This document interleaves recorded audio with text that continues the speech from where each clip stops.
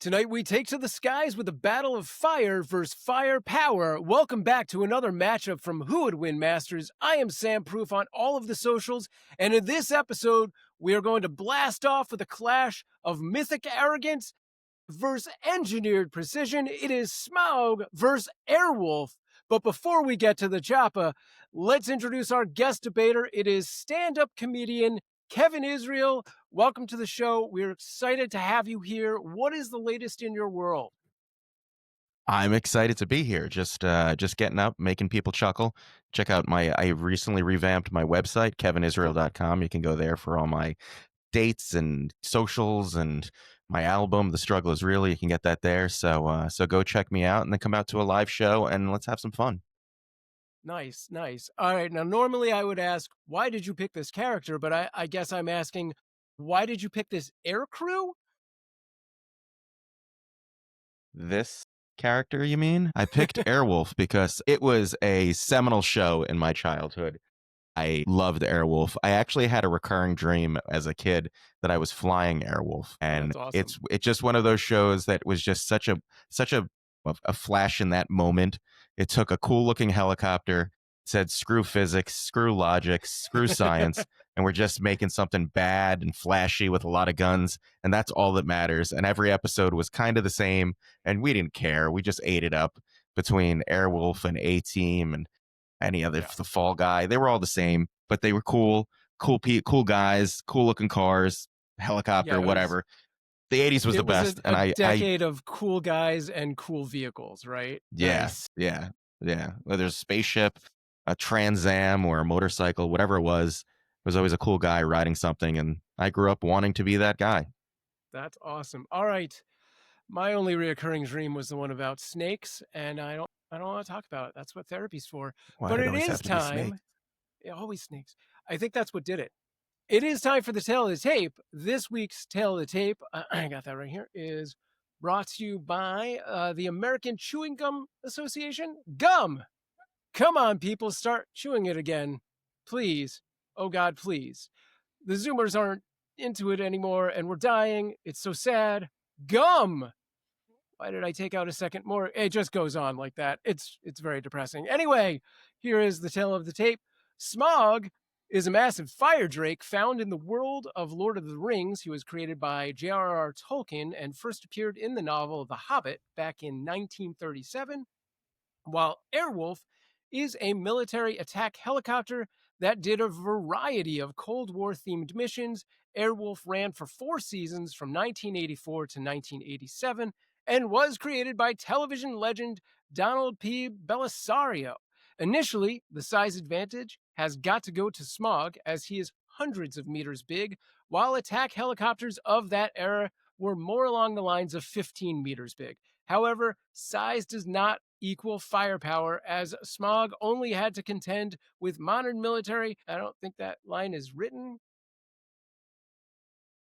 I think it was he did not have to deal with modern military. However, size does not equal firepower, as Smaug has not had to contend with modern military might that Airwolf is known for.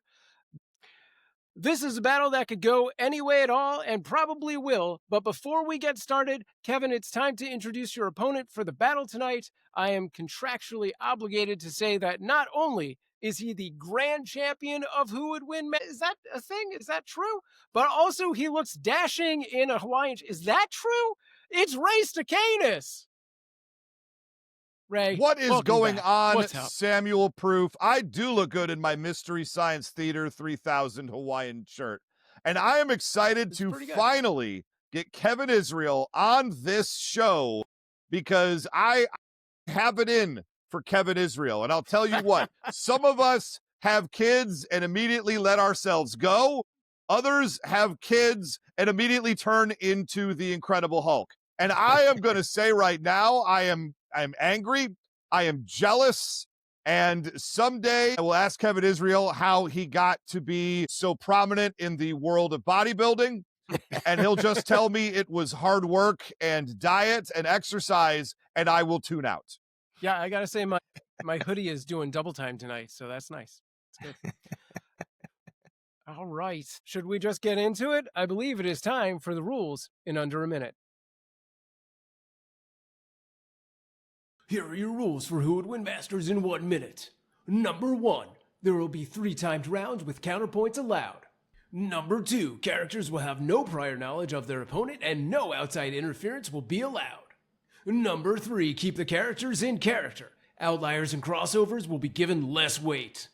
Number 4, battles can be won by death, knockout, battlefield removal, or incapacitation.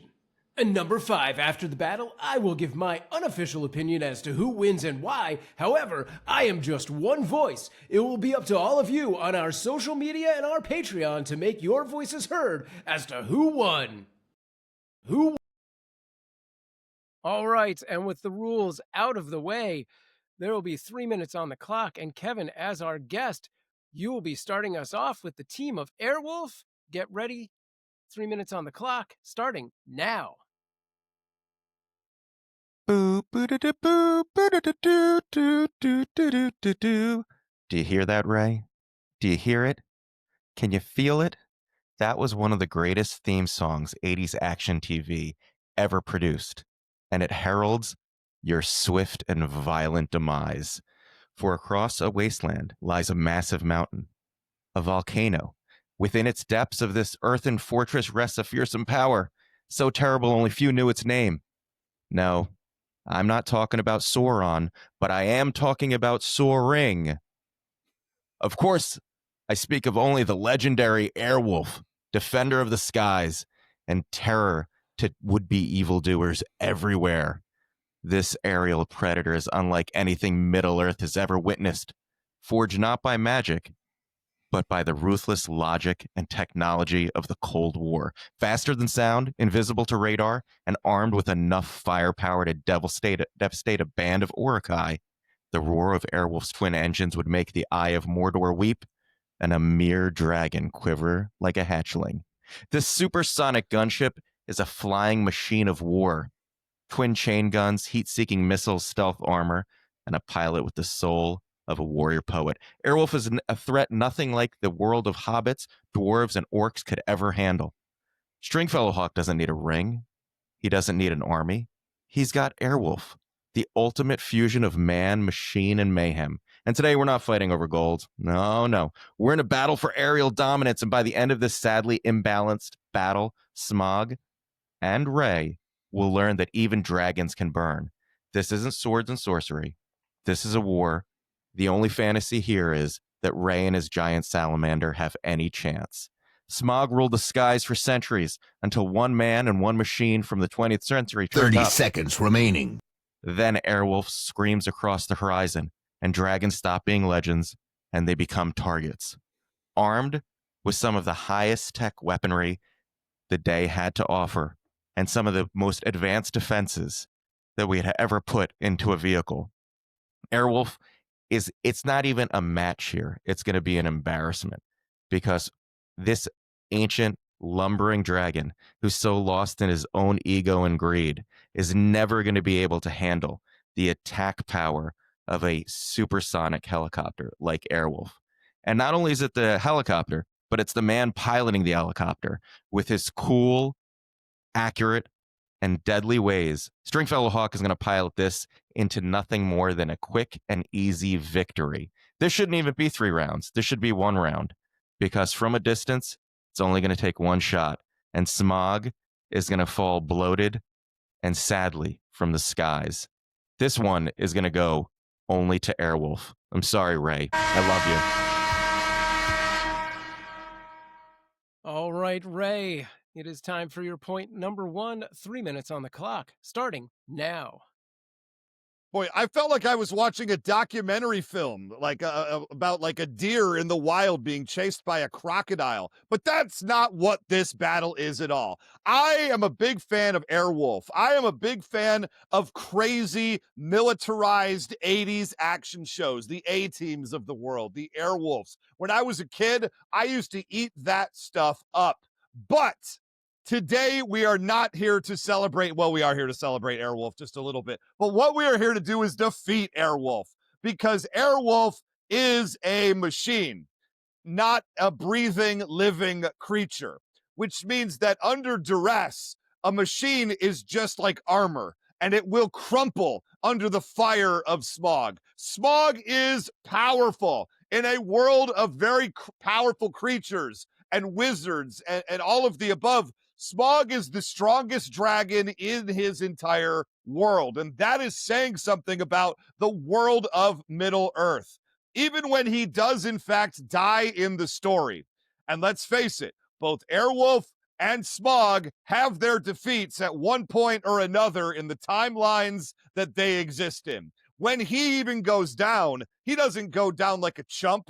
He falls onto an entire town and thrashes around like me when McDonald's is out of chicken McNuggets. And he took out that entire town just like I did that one time McDonald's was out of chicken McNuggets. Don't call 911 like an amateur. Take out the town. That's what I'm saying. Look, Smaug is just got too much power behind him. Just laughing, just having a good time was enough to knock over Bilbo Baggins. Oftentimes I laugh and people run away, but that's different. They don't mean to, or maybe they do. Anyway, he used a flick of his tail and he was able to destroy an entire house. He just accidentally wagged the dog and took out a house. He has fire breath. Now, I appreciate the modern military weapons, and I'm sure Kevin Israel is going to give us a lot of very specific examples of the firepower scene in Airwolf, because if he doesn't, he should lose this battle. Because I'm going to tell you right now, Smaug has fire breath. It is brighter and hotter than any fireworks that are seen in Middle-earth or beyond. Just being near fire breath when it goes off, not being attacked by it, just being in the approximate vicinity of it is enough to almost kill Bilbo Baggins. Just being nearby. The backdraft ain't got nothing on Smaug. And he wrecked the city of Lake Town, even though they knew he was coming. They said, fire-breathing dragon coming. We're going to water all the roofs of all the houses. We're going to make every single precaution possible. And even in a swampy mud hut, Smaug was able to burn it down. Too much for them to handle. All right, Kevin, it is time for your counterpoint. 60 seconds on the clock, starting now. Ray, wow. That was an amazing argument, and it's effective. And I would have nothing to say if I was representing a bicycle with a propeller on top of it. Unfortunately, that's not what I'm here talking about. And yes, Smaug did devastate a village made of sticks and stones. And yes, he did knock over a halfling. Airwolf was neither. You're outclassed and out of your league once again, because this isn't a battle of middle-age weaponry and defenses. This is high-tech devastation, military armament. And by the way, I didn't want to bring it up this early, but since you brought it up, I will have to say, how did Smaug go down? How did he die? By a weak spot on his belly that was a lucky hit by Bard with an arrow. An arrow. Airwolf has Hellfire missiles, heat-seeking, computer-guided missiles that he can fire from up to 10 miles away.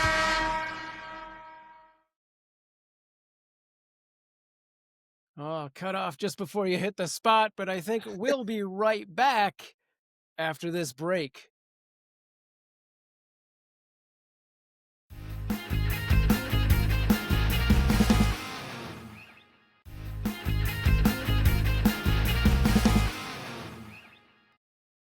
All right, welcome back. It is time to get into our point number 2. 3 minutes on the clock for the team of Airwolf. Kevin, your time starts now. All right, let's talk about 2 points. Speed and maneuverability. Well, actually 4 points. Speed and maneuverability and intelligence and defense. First of all, Airwolf is a supersonic helicopter. It can hit speeds up to 2 Mach 2. That's twice the speed of sound. That's not even... Smaug can't even get close to that. And it is a hyper-maneuverable aircraft combatant. Smaug wouldn't even be able to complete a turn before Airwolf did loop-de-loops around it. It couldn't keep up with its top speed, and it couldn't keep up with his maneuverability. In a dogfight, I don't care how big this thing is, Airwolf blows it out of the water or the air, literally. And by the way, it's Smaug size, because I'm sure Ray is going to think that girth means something here, but it does not, because it just makes it a bigger target. Airwolf is a speed demon that can reach a ceiling of up to 100,000 miles above the nearly out of the atmosphere. And what happens when you get that high, Ray? I'll tell you what, since I don't think you completed Earth science, the oxygen gets very low. And what needs oxygen? Well, a lizard needs oxygen to live. And what also needs oxygen? Fire, Ray. Your only defense against anything. Fire. No oxygen, no fire. All Airwolf has to do is climb a little higher, and you won't even be able to use your primary weapon. Speed and maneuverability alone, Smaug doesn't stand a chance. But that's not all Airwolf has. Airwolf is a stealth fighter. It can't be picked up by radar, which means most of the senses of a dragon probably wouldn't be able to pick it up. It would be able to come in low and fast and unknown and hit quick and get out. Smaug would be dead before Stringfellow Hawk even had the chance to crack a beer. And as far as intelligence and defense goes, Ray brought up the breath weapon, the fire. Airwolf was built for high temperature flight, explosions, and missile warfare. It was made to fight under fire. It can handle near nuclear detonation heat. I don't think a dragon's breath weapon gets up to a nuclear detonation.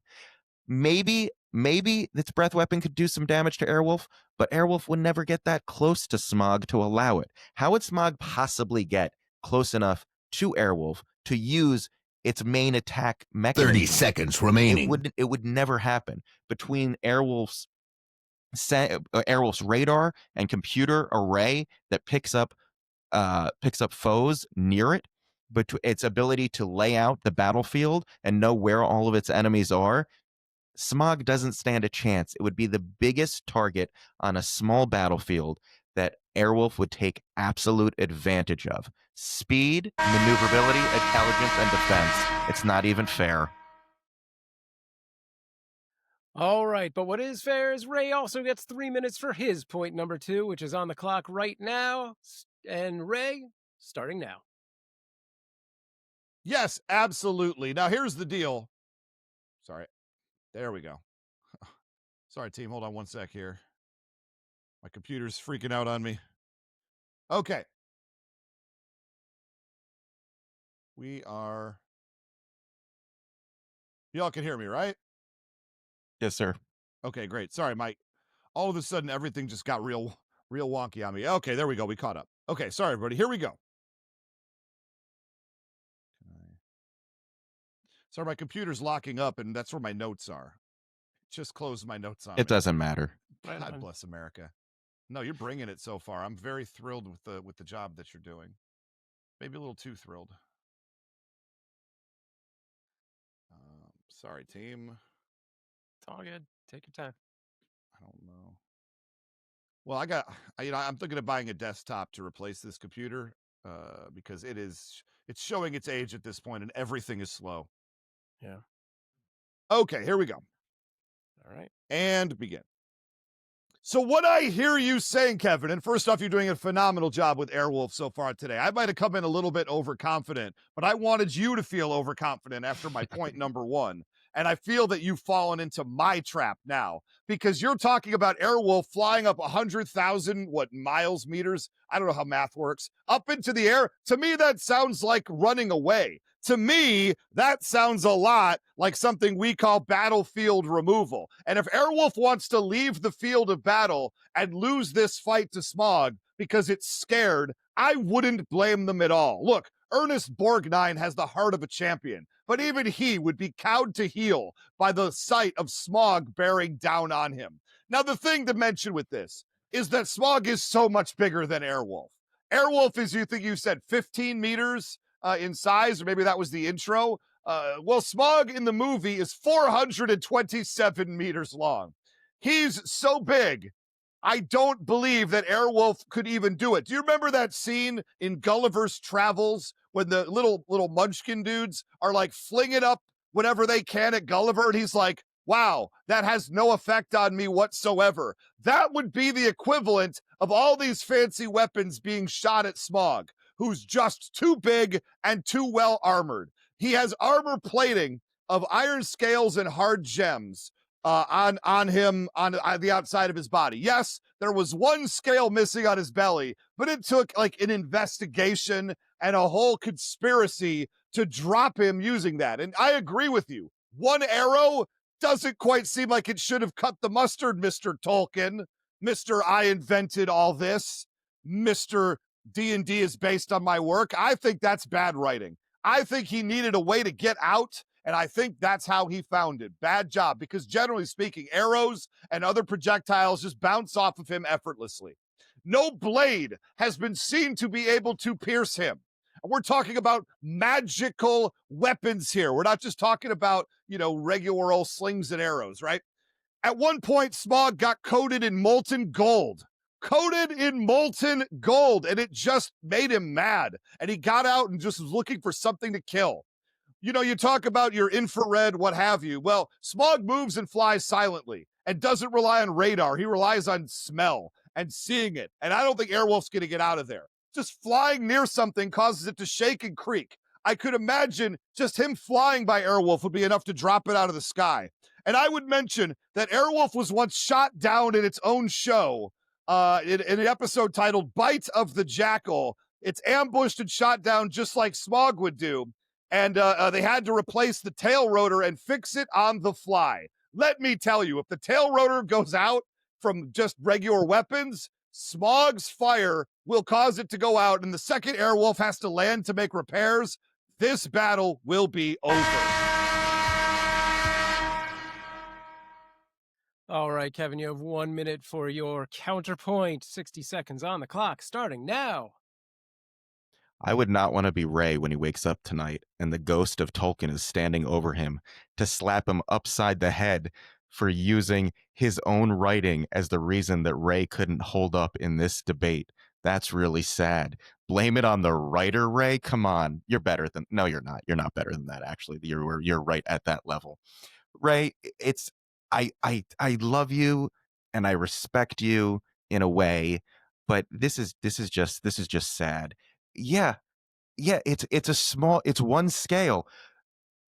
Airwolf has targeting computers that could hit a mouse from 10 miles away. It's not even a challenge. And you keep saying his size, and if he got close to Airwolf, how would he get close to Airwolf? How would it ever get close enough to Airwolf to do any of this? It couldn't catch it. It wouldn't need to be that close. It would either be hit with it's rockets or it's anti-armor, anti-aircraft missiles. There's just no chance Smaug would ever get that close to this. And again, you're talking about blades and arrows and magic. Who cares?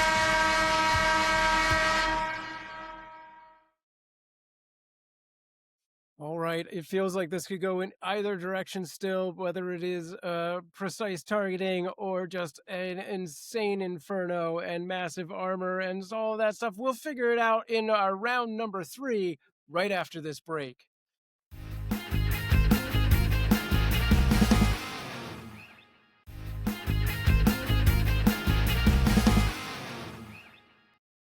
All right, welcome back. It is time for our third and final round. Kevin, point number 3 coming up here. You have 3 minutes on the clock to really nail this in.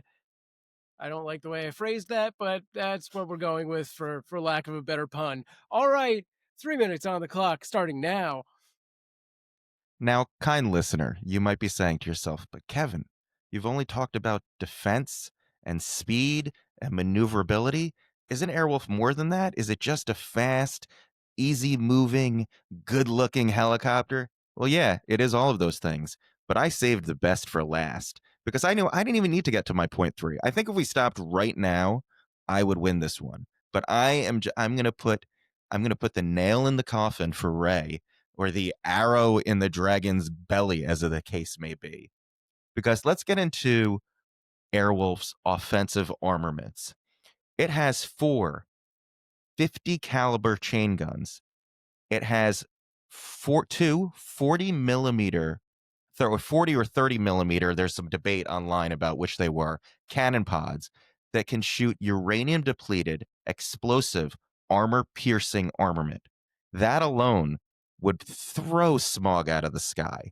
Between the machine guns and the cannon pods, Smaug doesn't stand a chance. Not a chance. But beyond that, it had a belly mounted rocket pod that could shoot up to 20 different kinds of missile. Most importantly, heat seeking radar guided missiles used against jets and fortified structures. Airwolf took out an armored train, an armored base, and it battled other aircraft, including supersonic jets. Jets that Smaug isn't even in that league of these type of military hardware. And Airwolf took them all out. All it needed was for Stringfellow Hawk to put down that visor, for the theme song to kick in, the machine guns to pop out, and that was it. That's all it would be for Smaug. Smaug would just be another victim that falls prey to the final 5 minutes of Airwolf. Because if you ever watched Airwolf, you know everything got good in the last 5 minutes, and that's all this would be. This would be a 5-minute battle, and Airwolf would go back to its lair and hang out until its next mission. There also had sunburst missiles, which are defensive missiles that could be used to distract Smaug if it happened to get close enough, which we know probably isn't going to happen. Sidewinder missiles, Hellfire missiles, so much military hardware. It just would overwhelm. 30 seconds remaining. Absolutely overwhelm Smaug just beyond belief. Look, in the end, Bard needed 1 arrow, a bow and arrow, and got a lucky shot. Airwolf has 20 heat-seeking missiles and an automatic targeting system that's computer designed and piloted by one of the most accurate pilots ever. This isn't story time, Ray. This is slaughter time. Airwolf was defeated jets. Airwolf was defeated military hardware across the board, and Smaug is none of those. Smaug is a mythical salamander. All right, Ray, 3 minutes on the clock for your point number 3, starting now. Well, I give Kevin a lot of credit once again, as far as stretching the truth goes. The key is that Airwolf can get a speed of up to Mach 2 with its turbo thrusters. It has 2 of those, and there is a limited amount of thrusting these turbos can do, which means that if he gets in close, yes, it can shoot away, but that just resets the battle again. That's the whole deal, because typically speaking, Smaug runs at subsonic speeds, right? Just below Mach 1. Generally speaking, the high point of Airwolf without those thrusters is just Mach 1, which means it's a little bit faster than him, but not to the level that Smaug would never be able to catch up to it with tactics and maneuverability. Let's remember, Smaug is swimming through the air, and Airwolf is sort of limited in where it can go. It is very maneuverable for an aircraft, but at the end of the day, it still has something with the laws of physics it has to worry about. And fighting jets in the air. Jets are not dragons. Jets do not have the maneuverability of dragons. Jets do not have what dragons do, okay? So here's the deal that you also forget. All these great missiles are heat-seeking. What does Smaug have in abundance? Fire. All Smaug has to do is breathe fire and then move, and then the missiles will be attracted to the fire in the air and explode away from him. Another advantage that Smaug has is that Airwolf only has so many bullets and so many missiles. If it uses all of them, it cannot shoot anymore. So all Smaug has to do is outlast, burn the missiles out of the air with the nuclear fire, and make the heat-seeking missiles not go after it. Get out of the way, because Smaug cannot run out of firepower. So if this fight lingers, which it will, because Smaug is very crafty and maneuverable, uses cover, knows, how to use his fire, to just burn the missiles before they can even reach him, for gosh sakes, Airwolf will run out of ammunition. And as soon as that happens, they have to hit the ground to reload and restock. And as soon as they do that, Smaug will pick them off. Smaug took out an entire dwarf fortress, an entire army. So we're even as far as taking out armies goes. He took out the areas of Lonely Mountain and Dale.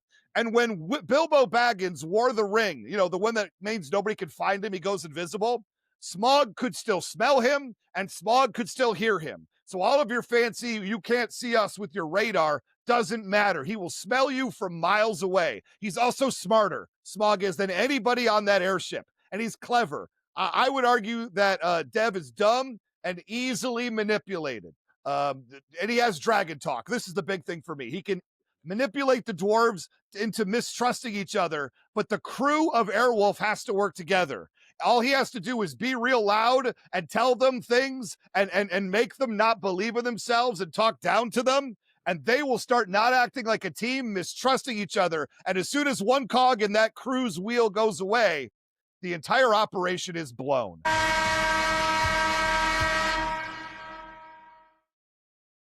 Did you hear how Ray's voice was cracking there a little bit? If you've listened to enough of these episodes, you'll know that means Ray knows he's losing and he's desperate. And the sound of a desperate man just breaks my heart.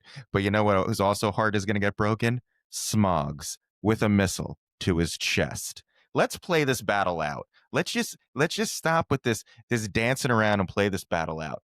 Airwolf enters the scene, flies up to 20,000 feet, waiting for his opponent. Smaug enters from a couple miles away, maybe. Airwolf sensors pick it up, sees it on its computer map of the battlefield, which, by the way, Ray said earlier he leaves the battlefield. Ray, they're flying. The whole air is the battlefield. There is no limit to the battlefield. Anyhow, clearly not a military expert is Ray Stakenas. Anywho, Airwolf picks up Smaug, a giant bloated blimp of a lizard, on its sensors, targets, shoots a missile, hits with deadly precision. Because, yeah, what is a dragon? Fire. It's got fire in its belly. It's a giant heat signature, perfect for a heat-seeking missile, which Airwolf has plenty. And Ray said that that Airwolf's going to run out of ammunition. It doesn't need to run out of its thousands of bullets and dozens of missiles. All it needs is one good shot, much like Bard, but it's got a much better bow and arrow.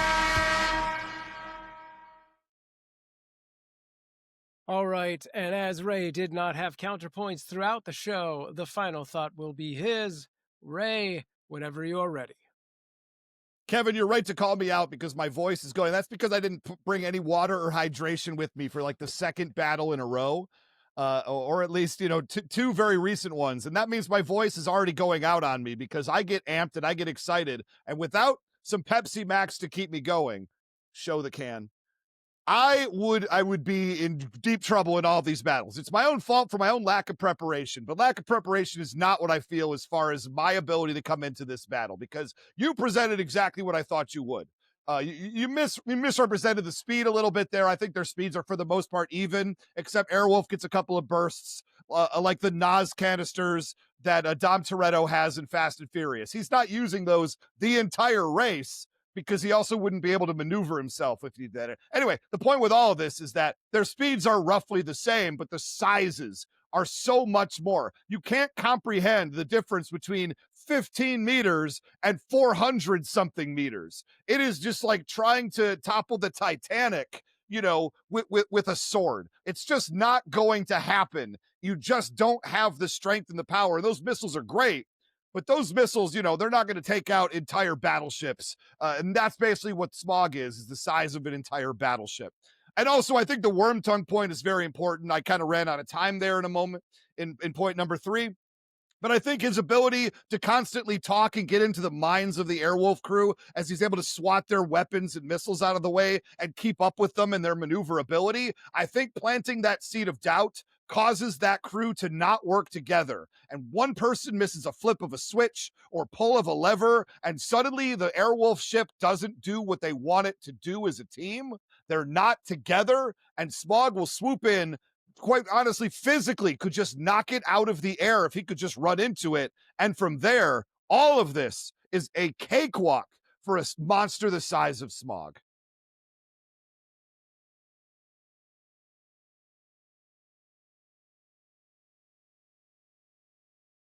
No buzzer necessary, Sam. Go ahead. I was waiting for the buzzer. Absolutely. No, I don't usually do a buzzer on my final points. I leave it like Jerry Springer. Take care of yourself and each other. Well, all right, gang. It is time for me to weigh the broken scales and rotors, and I will come back with my decision after this.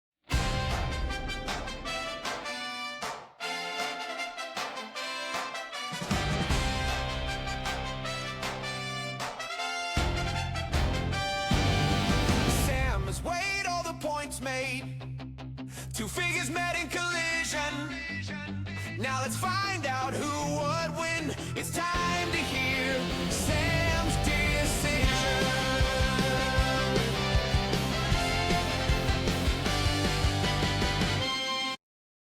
You want to talk about epic 80s themes? I think that's got all the tells right there.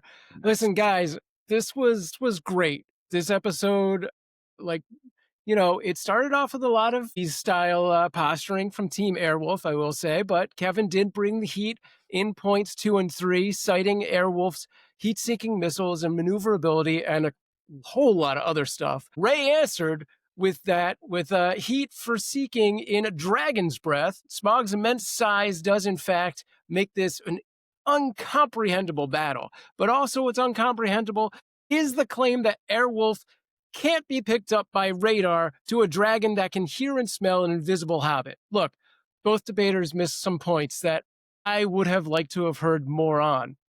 I'm not calling anyone a moron.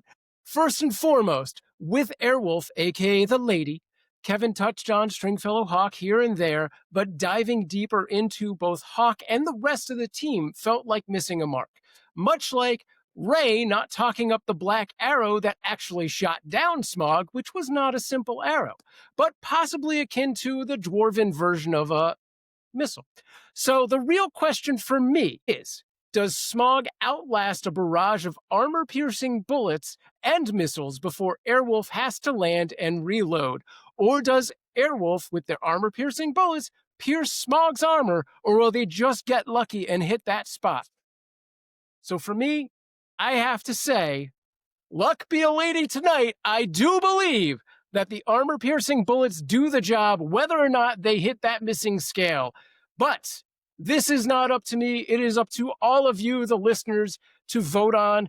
Go to our Patreon and make your voices heard and let me know if you're on Team Smaug or Team Airwolf. Kevin, real quick, Sam. Yeah, make sure you say the words because you didn't say it. Therefore, I didn't. Airwolf is the winner. If you don't say that, people are going to get confused. They're dumb. Fair enough. Therefore, Airwolf is the winner. But again, folks, this is not up to me. It is up to you. Head over to our Patreon at patreon.com/whowouldwinshow and make your voices heard. Guys, this was insane and really hard. And yeah, I flipped back and forth several times on this decision. So, Kevin, great job. Thank you. Thank you. Yeah. Yeah. Do you have any final words there? Listen, like I said, I love and respect Ray, but the only thing dragging here was his ability to beat me and Airwolf. So I wear this crown proudly, but not unexpectedly. All right. Do you want to tell people where they can find you? Yeah, check me out at kevinisrael.com. You can find all my social handles there, or just search Kevin Israel on whatever social platform of choice. There's not too many of us, so you'll probably figure out which one I am. And if you want to check out my comedy, you can buy my comedy album, The Struggle is Real, on iTunes and everywhere else you get your music. All right. Thank you so much. All right, Ray, this did not go your way today, at least. Says you. In my eyes. We'll see what the people say next week on the wrap-up episode. Would you like to rant and rave at this time? I do have a few things to say. Like, I'm a big fan of the NFL, and there's like sort of a thing as your in-division games. And I really was hoping to get the in-division podcaster sweep of Delvin Cox, Kevin Goatee, and Kevin Israel. And I'm really disappointed to drop this game to an in-conference, in-division rival. I don't love that. But I do have to give it up to Kevin. When I walked into this matchup, I perhaps felt maybe a slight bit overconfident. that Smaug would have no problem at all with Airwolf. And some of the points that Kevin brought up, it's not that I didn't see them coming. I didn't think they would land with such heat-seeking precision as obviously they did to you, Sam Proof. Sure. And so I give Kevin a lot of credit here of walking straight into the lion's den and blocking a field goal and returning it to the 25. The point I'm trying to make here is I won this battle. I absolutely dominated from pillar to post. I agree completely that Kevin not speaking about the crew in any way, and maybe that was a tactic because of the worm tongue and because of the fact that Smaug could get in their heads and make them not work together, and maybe would have strengthened that argument had he put a lot of time into it. And you're right, I didn't mention the fact that we had like a magical arrow, X, Y, and Z. You know, I didn't think it was as important as maybe it was. Maybe that's an oversight on my part. It doesn't matter. The people at home know that we are talking about a little dinghy versus the Titanic, and we all know nothing bad could happen to the Titanic. Anyway, you should go to patreon.com/whowouldwinshow and make your voices heard, vote and comment, and next week we will be back with the wrap up. And I will happily say the people have rebuked Sam, even though they never do. First time the ever. People have rebuked Sam. We'll see. And they believe that Ray won this battle because, quite frankly, I did. Okay. All right, gentlemen. Well, thank you. This would be a great time, Sam, to mention our new Instagram channel. I was going to do that after this next part, but channel yes. as well. I'm not telling you how to do your job. I just want to make sure it gets done. I was definitely going to do that after I told people where to go and vote yet again. But yes, please check us out on Instagram.com/whowouldwinmasters. And hopefully by now we have launched, it should be out there, YouTube.com/whowouldwinmasters. Thank you for listening, and absolutely go make your voices heard on our social media and our Patreon. You can keep the debate going with Who Would Win Show on Facebook and Threads, as well as on patreon.com/whowouldwinshow. Tune in next week as Ray and I go over your votes, your comments, your reviews. If you start leaving YouTube and Instagram comments, we're going to prioritize those things. Hells yeah. Aside from the 5-star reviews, we're going to read those first, always. Always. But if you think you've got what it takes to be a part of Who Would Win Masters, record a 1-minute video demo of yourself and send it to whowouldwinshow@gmail.com. And who knows, maybe you'll be in the challenger's chair next time. For Who Would Win Masters, this is Sam Proof. Stay strong.